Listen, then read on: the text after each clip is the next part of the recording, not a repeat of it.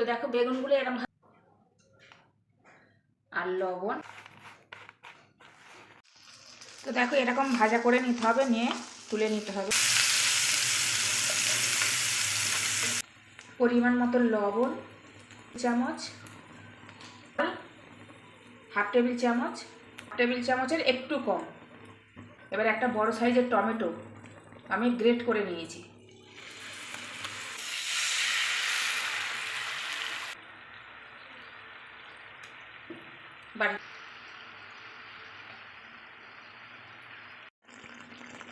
তো দেখো উল্টে পাল্টে আমি 2 মিনিট ফুটিয়ে।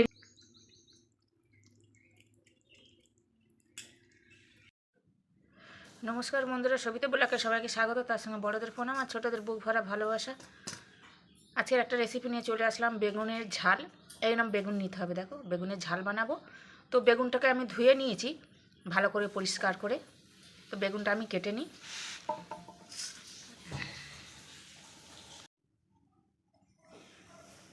তো দেখো এই যে এরমভাবে কাটতে হবে বেগুনটা, দেখো।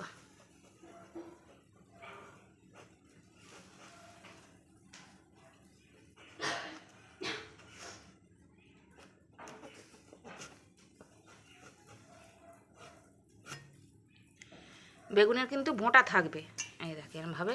আর বেগুনটা দারুণ কচি। তো এই দুটোও কেটে নিই, এরমভাবে কেটে নিই। তো দেখো এখানে 2টো কাঁচা লঙ্কা আর 1 টেবিল চামচ সর্ষে, কালো সর্ষে বেটে নেব।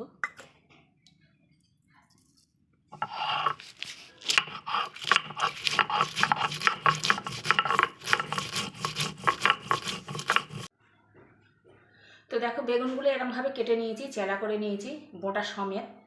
এবার আমি দেব হলুদ আর লবণ,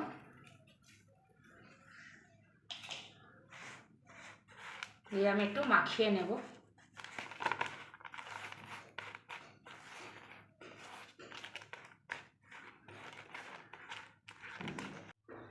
তো দেখো একটা প্যান বসিয়ে দিয়েছি আর আমি তেল দিয়েছি, তেলটাও গরম হয়েছে, এই দেখো।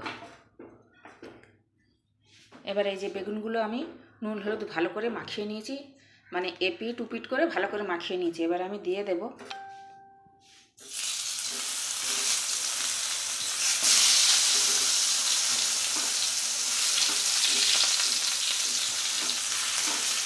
বেগুনগুলো ভেজে নেব বোঁটা সমেত। এটা বানাচ্ছি লম্বা বেগুনের ঝাল। তো আমার সঙ্গে থাকো, সাথে থাকো, দেখতে থাকো, অনেক ভালো লাগবে। ভালো লাগলে লাইক কমেন্ট শেয়ার আর সাবস্ক্রাইব করে দিও, পাশে থাকা বেল আইকনটা প্রেস করে দিও। আমি যা যা রান্না ছাড়বো সব নোটিফিকেশান তোমাদের কাছে চলে যাবে। তো আমি জানি বন্ধুরা তোমরা আমার সঙ্গে আছো, আমার সাথে আছো। আরেকটা আছে, একটু পরে ভেজে নেব। এটা একটু পরে না, এগুলো ভাজা হয়ে গেলে তারপর কড়ার মধ্যে ধরছে না। তো দেখো এরকম ভাজা করে নিতে হবে, নিয়ে তুলে নিতে হবে। এই দেখো এপিট আর এই যে। এবার তুলে নেব একে একে। তো দেখো বেগুনগুলো ভাজা হয়ে গেছে, আমি আরও তেল দেবো, সর্ষের তেল। তো তেলটা একটু গরম হয়েছে, এবার দেবো আমি একটা শুকনো লঙ্কা আর কালো জিরে ফোড়ন।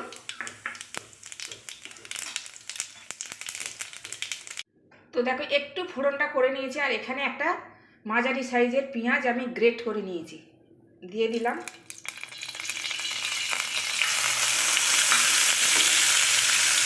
একটু ভেজে নেব পেঁয়াজটা একটু। তো দেখো পেঁয়াজটা একটু জাস্ট একটু শুধু পেঁয়াজের কাঁচা গন্ধটা একটু নেড়ে নিয়েছি, দেখো হয়ে গেছে। পরিমাণ মতো লবণ, হলুদ হাফ টেবিল চামচ, গুঁড়ো ঝাল হাফ টেবিল চামচ,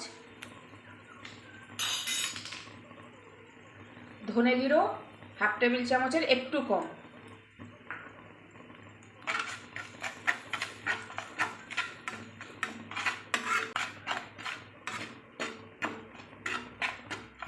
তো দেখো মশলাগুলো দিয়ে আমি একটু নাড়াচাড়া করে একটু ভেজে নিলাম, কষিয়ে নিলাম। এবার একটা বড় সাইজের টমেটো আমি গ্রেট করে নিয়েছি।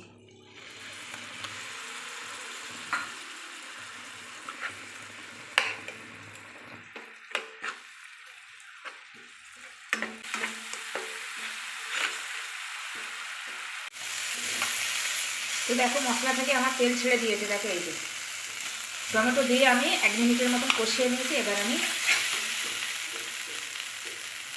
এবারে জল দিলাম।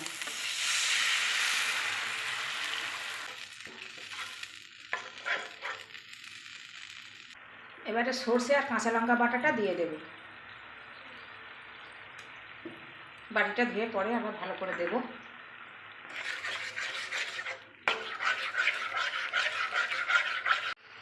ঝোলটা ফুটে উঠেছে, এবার আমি একটু মিষ্টি দেবো, গুড় দিয়ে দিলাম। এবারে একে একে ভেজে রাখা বেগুনগুলো দিয়ে দেবো।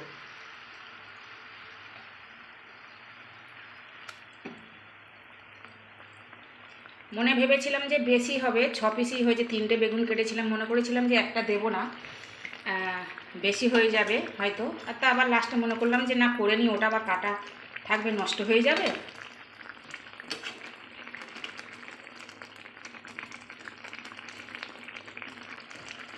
তো দেখি একটু ফুটিয়ে নিই।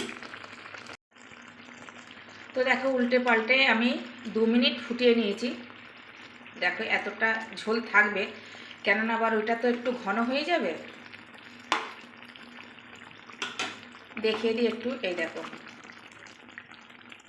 কত দারুণ হয়েছে, দেখো কালার কত সুন্দর এসেছে, কালার হয়েছে দারুণ। এই যে এতটুকুই মানে রস থাকবে।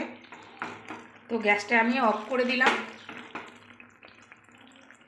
এবারে একটু ধনেপাতা কুচি ছড়িয়ে দেব।